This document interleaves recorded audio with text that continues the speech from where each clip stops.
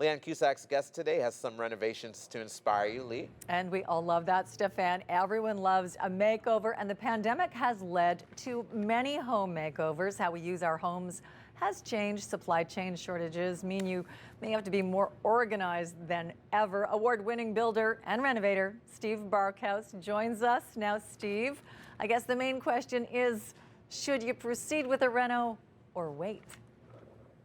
Absolutely proceed, Leanne. It's almost like the real estate market. Everyone thinks maybe you have to wait on that because it's so hot right now. But I can tell you that the statistics say that the renovation market is hot, but it will not cool down until 2030, believe it or not. And prices have leveled off a little bit. So now's the time. We just want to make sure, like you said, that we're planning ahead with lots of time to get planned. Well, it's really wonderful to see you, and I'd like to reassure all viewers that you're not actually going to be using the antique tools behind you for the home renovation. Things have come a long way. And I said that we like to see transformations. This is a fun one, sort of a typical Ottawa home, I guess. Would it be Westboro, the Glebe? Where is this home? Hintonburg, actually. Yeah, so right in that area. And we're looking forward to having you explain. You really, with these renovations, test us spatially. So I think in looking at the before and afters, you flipped things, but you're going to talk us through it, Steve. Yeah, absolutely. So you're absolutely right. We did flip it. We reimagined the ground floor, if you will. So this is the ground floor when you come in the front door. We had the living space at the front, living room.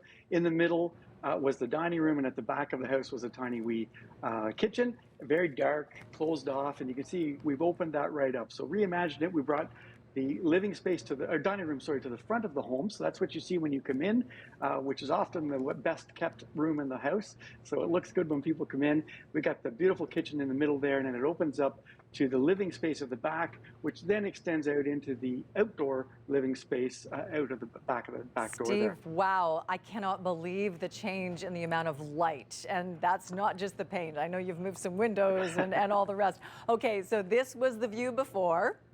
Yeah, this was we were standing in the living room, and again, we moved the dining room up here, so you'll see the next one right wide open, shooting into the kitchen. Beautiful modern kitchen with new appliances. You can see the microwave down low there, which is a real feature these days in a peninsula. You know, nice colors. The dark bases with the lighter color uppers really makes it light and airy and usable. Lots of workstations, because we're finding a trend now with more people are working in the kitchen.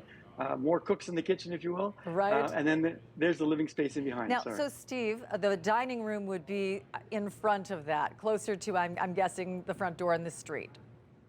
Correct, in behind the photographer here. Yes, okay. Absolutely. Well, this is gorgeous, and I know all of our viewers like to see what is possible if you plan and save. Okay, tell us about this view. So there's the old kitchen. So it was dark and tiny, made worse by, you can see the door on the left-hand side that was going out the back door. So there was a traffic flow between there. So we took that and made that the living space. So that's a beautiful, generous living space. We also, there's a door halfway open there. We were able to sneak in a powder room, and we took something that was a negative and made it a positive here, because the next picture shows an old post that was right in the middle of the kitchen that everyone had to work around. And we hid that post in the wall and created that powder room. So just some found space, a little creativity there. You did your little pocket door trick there with the powder room. Yeah. Yeah, I love those pocket doors. Okay, this is a really fantastic reno. We're moving upstairs. Now, my greatest curiosity is, this is the before. In the after, we lose that little sort of half dormer ceiling, or whatever, the slanted ceiling. Yeah, the mantled roof, which really makes a small room even feel smaller and close. We added some windows. So this was the master bedroom before. This is the master bedroom after, with a small addition out the back. It's an elevated addition. And when you're in that space, it's a little sitting space. You can see the chair there. It literally feels like you're up in the trees. And the outdoor shot shows it even more. So the tree that is there is an endangered species. So we had to work with the forestry department at the city to save the root system. And we put in helical piles, which we had on our show earlier, and worked around the root system and actually designed the addition around the roots of the tree, if you will, and have it sitting up there. And the added bonus is that it creates a covered deck below, and then the stairs down into the landscaped backyard. So just a beautiful treehouse effect there. That is absolutely gorgeous, Steve. And I'm glad that you brought up the tree because many people, when they're planning for a renovation, may not realize that they have to work around things like that. And you come across that all the time, don't you? Yes, absolutely. The city bylaw has changed in this year.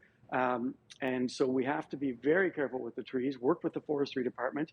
There are a lot of endangered species in Ottawa. This was a hybrid between a butternut, I believe, and a Japanese walnut. Well, so, look at you, yeah. renovator, arborist, you got it all going on. We'll be back with you after the break, Steve, with some great ideas and tips on how to plan. Thank you, Stefan. Thanks. Thanks, Leanne. Always wanted a treehouse. All right, let's go back to Leanne Cusack with builder and renovator Steve Barkhouse. Leanne. Thanks so much, Stefan. The pandemic created a feeling where you couldn't really plan for anything. Steve Barkhouse says the only way, though, to have a building or a reno project work right now during a pandemic is to be a great planner. Steve, plan, plan, plan. That's the word you always use, and you'll emphasize that now, I know. Yeah, it's no more important than now for sure. Everyone can really expect, hitting open.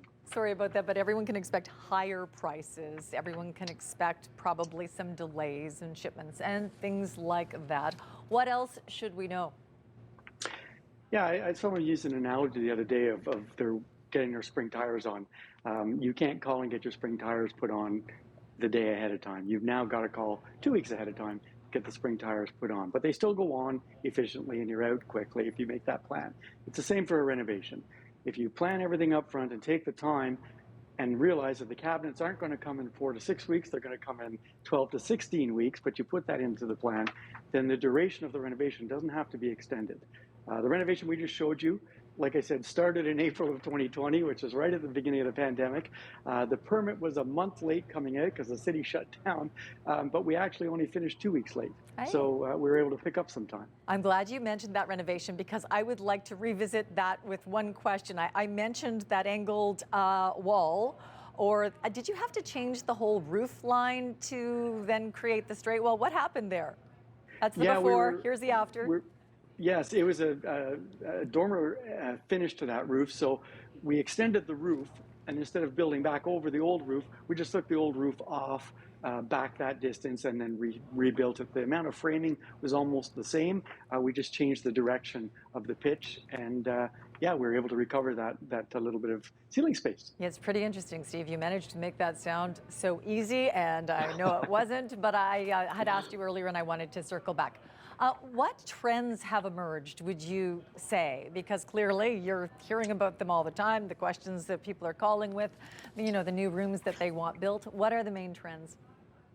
Yes, so we featured on a couple shows ago the home office in some found space, maybe under a set of stairs. But a lot of people working from home now, less educating at home, thankfully, but still working from home and people enjoying the benefits of working from home. So we're doing a lot of home offices, a lot of fitness areas, whether it be a yoga studio, or we had shown a little gym that we'd done in the basement with a glass wall to keep the sound in, but keep it bright and open. So those remain really strong trends right now.